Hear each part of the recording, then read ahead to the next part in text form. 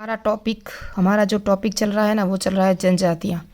इसमें से आज तीसरा पार्ट है। 2 पार्ट मैंने करवा लिए हैं। मेहर टीचिंग चैनल पे आपका स्वागत है। और आप मेरे चैनल को अगर सब्सक्राइब नहीं किए तो सब्सक्राइब कर लें और कमेंट भी करें आपको किस टॉपिक की वीडियो चाहिए। और ये जनजातियाँ टॉपिक में तीसरा पार्ट है।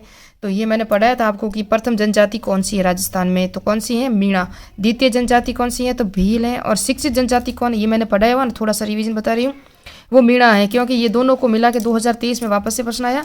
आज जो पढ़ेंगे ग्रासियों के विवाह के प्रकार पढ़ेंगे। सहकारी समिति क्या कैसे कहते हैं, किसकी, ग्रासियों की सहकारी समिति, इसे क्या कहते हैं। अनाज भंडारण की जो कोठियाँ होती हैं उसे क्या कहते हैं। बरामदा किसे कहते हैं, ये ग्रासियों के जो है ना स्थानीय जो नाम है। और शहरिया जनजाति भी पढ़ेंगे। शहरिया जनजाति कहाँ निवास करती है, इनका स्थान मुख्य कहाँ है, इनके गांव को क्या कहते हैं, इनकी कुल देवी कौन सी है, इनकी बस्ती को क्या कहते हैं, किसकी, शहरिया जनजाति। और इनके गीत कौन कौन से हैं और इनकी पंचायतें कितने प्रकार की हैं। जिस तरह हमने हर एक में पढ़ा था कि पंचायतें सभी की हमने पढ़ी हैं, मीणा की पढ़ी है, भीलों की पढ़ी है, इस तरह से इसके भी पढ़ेंगे। वहाँ के गाँव और जो छोटी छोटी बस्तियाँ होती है उसको क्या कहते हैं, वो भी हम पढ़ चुके हैं भीलों के अंदर। प्रथम जनजाति कौन सी है, राजस्थान में प्रथम जनजाति है मीणा। कौन सी है, मीणा। द्वितीय जनजाति कौन सी है, आपको पता है, भील जनजाति है। और सबसे शिक्षित जनजाति कौन सी है, मीणा है। सर्वाधिक जनजाति दोनों को मिला के, दोनों का प्रतिशत राजस्थान में सर्वाधिक है, भील और मीणा का लगा के। ये भी प्रश्न आया हुआ है। आगे एग्जाम में जितने प्रश्न आए वो बता दूँ और आगे हम पढ़ते हैं। तो ग्रासिया जनजाति को हमने थोड़ा सा उस समय पढ़ लिया था, आज थोड़ा सा और पढ़ लेते हैं। क्या क्या कि इनकी जो ओसरी वगैरह होती हैं उसे क्या कहते हैं, ये हमने पढ़ा था। ग्रासिया जनजाति में इनके मुखिया होते हैं, उसको पालवी या सैलोत कहा जाता है। और गांव की सबसे छोटी इकाई उसे क्या कहते थे, फालिया कहते थे।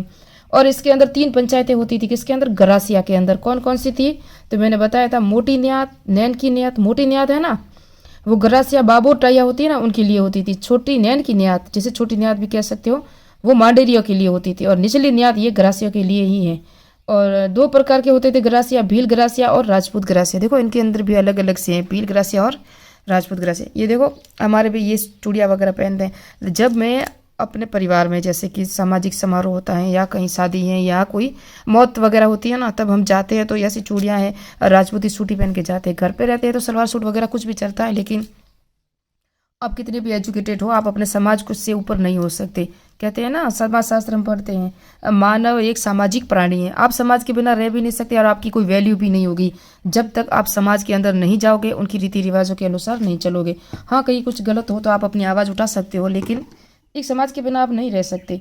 समाज के बिना वो नहीं रहा जो समाज के बिना हर कोई रीति रिवाज परंपरा शादी ब्याह में हमारे यहाँ लोग भी नहीं आएंगे। अगर हमारे यहाँ सही, हम अगर उनसे बातचीत है, रहना बोलना नहीं रहेंगे तो हम सोसाइटी के विकास के लिए तो सब करते हैं, तो जिससे हमारा समाज का विकास हो। अगर हम अपनी रीति रिवाज परंपराओं के अनुसार रह के भी आप कुछ भी कर सकते हो, कोशिश करनी चाहिए। होता है थोड़ी सी टाइम लगता है, संघर्ष बहुत होता है। आपको पता ही है कि जब तक हम अपने लिए खुद नहीं जिएंगे ना, तब कभी आपके कोई साथ देने वाला नहीं होगा।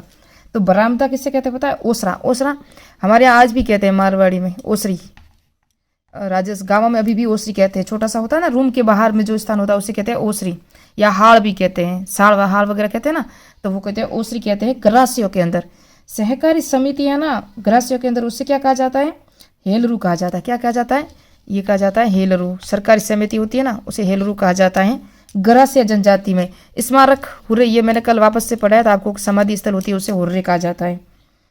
और अनाज भंडारण की कोठरी होती है उसे क्या कहते हैं, सोहरी या कोठी। क्या कहते हैं, सोहरी या कोठी कहते हैं। जिसके अंदर मैंने बताया था आपको कि पुराने जमाने में ऐसी कोठियाँ होती थी जिसके अंदर अनाज इकट्ठा किया जाता था।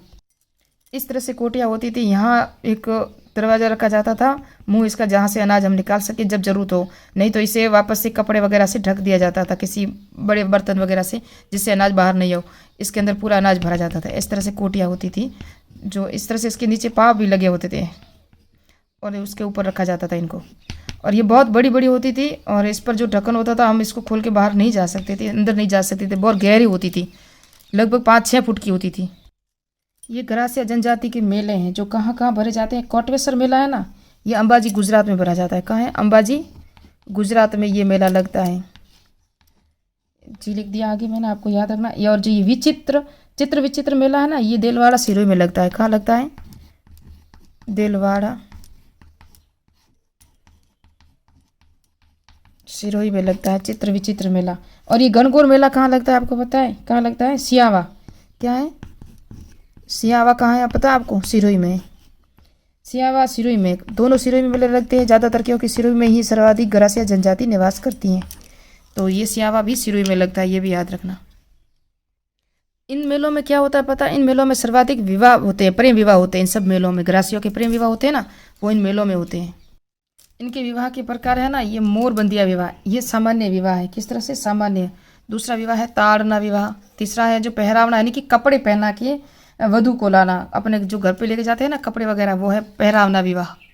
ये ताड़ना विवाह है ना, ताड़ना, इसके अंदर क्या है पता है? फेरे नहीं होते इसके अंदर, और दापा चुकाया जाता है, यानी कि पैसे चुकाए जाते हैं वधु के। और ये पहरावना विवाह है ना, इसके अंदर नाम मात्र के फेरे तो होते हैं, इतने नहीं होते हैं, सिर्फ नाम मात्र के होते हैं। फिर मेल बहनों, दुल्हन को दूल्हे के घर छोड़ दिया जाता है, इसे कहते हैं मेल बेरो विवाह। क्या कहते हैं? मेलबो को या मेल बेरो को या मेल बोरो, क्या कहते हैं? मेलबो, मेलबो भी कहते हैं इसे। क्या कहते हैं? मेलबो, जिसे दुल्हन को दूल्हे के घर छोड़ दिया जाता है, इसे कहते हैं मेलबो। खेवनो विवाह क्या होता है पता है? भाग कर। ये आजकल ज़्यादा ही प्रचलित है। खेवनो विवाह ज़्यादातर प्रचलित है। और मैंने भी कहा था आपको कि इसके साथ आपकी क्या राय है? मैंने कहा था ये भाग कर शादी करना सही नहीं है, इसके अंदर एक कानून होना चाहिए, एक अधिनियम लाना चाहिए, संविधान संशोधन भी कर लो। शायद पूरे देश में ये हो रहा है, जिससे माँ बापों की छवि है ना वो गिरती है। तो अपने माता पिता की रजामंदी होनी जरूरी है, नहीं तो आप कोर्ट मैरिज नहीं कर सकते, क्योंकि भाग जाती है फिर शादी भी कर लेती है और फिर कहती है मुझे खतरा है। जिसने बड़ा किया उनसे ही खतरा होता है उनको। सेवा जिसे कहते हैं, घर जमाई रह के शादी करना, सबसे बड़ा खतरा तो खेवड़ो ही है। आजकल समाज में बहुत ज़्यादा चल रहा है, माँ बापों की छवि गिर रही है। कई लड़कियों के साथ उन सब के जो लड़कियां नहीं, उनके साथ भी अत्याचार हो रहा है, क्योंकि ये चली तो जाती है, फिर ये क्या कहूँ, अब कुछ नहीं कह सकती मैं। सहरिया जनजाति हम पढ़ रहे हैं, चौथे नंबर की है ये सहरिया। प्रथम में मीणा, द्वितीय में भील, तृतीय में कौन सी थी? गरासिया। अब हम पढ़ेंगे चौथी जनजाति जो है सहरिया जनजाति। इसको जो शहर है ना, शहर का अर्थ क्या होता है? फासा। जिसका क्या अर्थ होता है पता है? भाषा का, जिसका अर्थ होता है जंगल। क्या अर्थ होता है? जंगल होता है सहरिया जनजाति का। यह एकमात्र जनजाति है भारत की, चलो राजस्थान की। क्या है? यह एकमात्र क्या है? आदिम जनजाति है। परीक्षा में RS में आया था प्रश्न, शायद अभी 2023 में। एकमात्र आदिम जनजाति। इसका मुख्य क्षेत्र कहाँ है पता है आपको? किशनगंज और शाहबाद। क्या है? किशनगंज। किशनगंज कहाँ है आपको पता है? किशनगंज और शाहबाद दोनों तहसील हैं, और ये स्थान है बारां में। कहाँ है? दोनों स्थान कहाँ है? बारां में। बारां जो जिला है ना, वहाँ पर।